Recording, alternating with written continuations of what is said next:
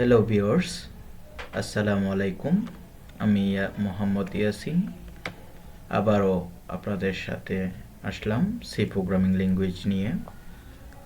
আশা করি আপনারা সবাই ভালো আছেন এবং আল্লাহর কাছে এই দোয়া বা প্রার্থনা করি আপনাদেরকে আল্লাহ সুস্থ রাখুক।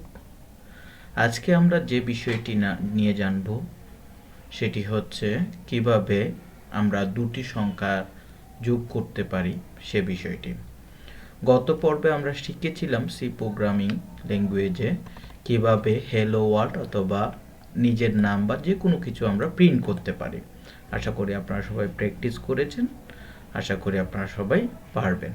যদি না পারেন অবশ্যই কমেন্ট বক্সে জানাবেন, ইনশাল্লাহ আমি চেষ্টা করব আপনাদের প্রশ্নগুলোর আনসার দেওয়ার জন্য। আজকে আমরা যে বিষয়টি জানবো সেটি হচ্ছে কিভাবে দুটি সংখ্যা যোগ করতে হয়। এক্ষেত্রে আমাদেরকে ইউজ করতে হবে ইন্টিজার।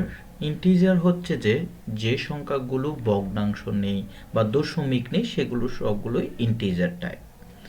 তাহলে আমি কয়েকটা ভেরিয়েবল নিতে হবে। ভেরিয়েবল জিনিসটি হচ্ছে চলক, ছোট একটি কন্টেইনার হিসেবে ধরতে পারি যেখানে আমরা সবগুলো আমাদের তথ্যগুলো রাখবো, ডাটাগুলো রাখবো। যেমন আমি একটি ইন্টিজার নিলাম, তার মানে হচ্ছে একটি ভেরিয়েবল। এক্ষেত্রে অনেক ধরনের ভেরিয়েবল ডিক্লেয়ার করা যায়, আমি একটি করে দেখাচ্ছি। যেমন ইন্টিজার এ, এটি একটি ভেরিয়েবল, তাহলে এটা ভেরিয়েবল নেম হচ্ছে এ।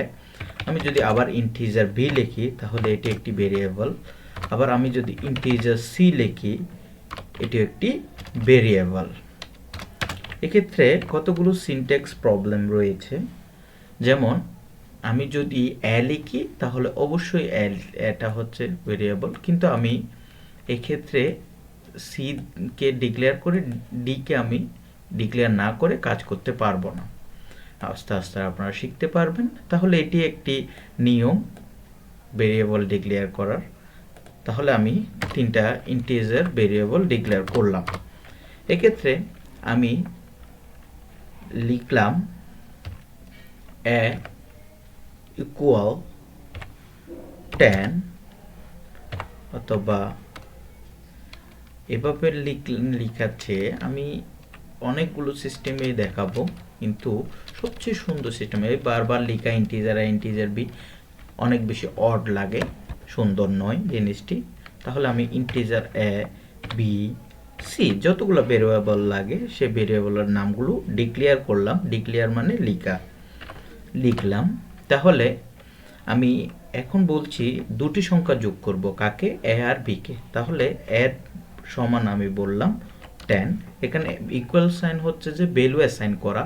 তাহলে আমি এর ভ্যালু হচ্ছে, এর মান হচ্ছে 10 বা 10, বি এর মান হচ্ছে মনে করেন 12 বা 12। তাহলে আমি যোগ করে কোথায় রাখবো? সিতে রাখবো। আমি আগেও বলছি ভেরিয়েবলটাকে একটি চলক, ভেরিয়েবল বাংলা হচ্ছে চলক। এক্ষেত্রে আপনার মনে রাখার সুবিধার্থে মনে করবেন এটি একটি ছোট একটি কন্টেইনার যেখানে আমরা ডাটা রাখি ভেরিয়েবলে। তাহলে সি, তাহলে আমি সি কে এ আর বি কে যোগ করে কোথায় রাখবো? সিতে রাখবো। এ প্লাস বি লিখলাম। তাহলে 10 আর 12 যোগ হয়ে, অর্থাৎ এ এবং বি এর মান যোগ হয়ে সি এর মধ্যে আছে। তাহলে আমাকে প্রিন্ট করতে হবে। আমরা আগেও দেখেছি প্রিন্ট এর মাধ্যমে কোনো কিছু প্রিন্ট করা হয়। তাহলে আমরা প্রিন্ট লিখলাম। প্রিন্ট লেখার পর এখন কাকে প্রিন্ট করব? আমরা প্রিন্ট করব এ নাকি বি নাকি সি। এক্ষেত্রে পজ করে আপনি একটু ভাবুন, আশা করি ভেবেছেন। এক্ষেত্রে সি এর ভ্যালুটাই প্রিন্ট করলে হবে, কারণ এ প্লাস বি যোগ করে আমরা কোথায় রেখেছি? সিতে রেখেছি।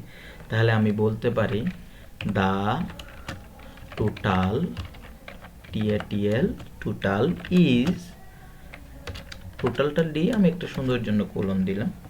তাহলে পার্সেন্টেজ ডি ইন্টিজার টাইপ, সেই জন্য ডি লিখলাম। এবং কাকে প্রিন্ট করাবো? কমা দিয়ে তার নাম লিখবো। সি কে প্রিন্ট করাবো, ওই জন্য সি লিখলাম। লাইন শেষ, সেজন্য সেমিকোলন দিলাম। তাহলে আমি এবার সেভ করব। সেভে টিপ দিলাম। তারপর বিল্ড এন্ড রানে টিপ দিলাম। টোটাল কত হবে? 10 আর 12 যোগ করলে আমাদের রেজাল্ট হবে 20। তাহলে আমাদের রেজাল্টটা এখন আসবে যখনই আমরা বিল্ড এন্ড রানে টিপ দিব। তাহলে দেখেন দ্য রেজাল্ট হচ্ছে দ্য টোটাল ইজ 22, অর্থাৎ 10 এবং 10 এর ভ্যালু 10 20 যোগ করার পর রেজাল্ট বিল্ড এন্ড রানে টিপ দেওয়ার পর রেজাল্ট হয়েছে 22, অর্থাৎ যোগ করা। ঠিক আছে, আশা করি আপনারা বুঝতে পেরেছেন কিভাবে দুটি সংখ্যা যোগ করতে হয়। সো এক্ষেত্রে নেক্সট টাইপ আমরা কিভাবে বিয়োগ এবং মাল্টিপ্লিকেশন করতে হয় বা সাবট্রাকশন, মাল্টিপ্লিকেশন, বিয়োগ, গুণ, ভাগ এগুলো দেখব।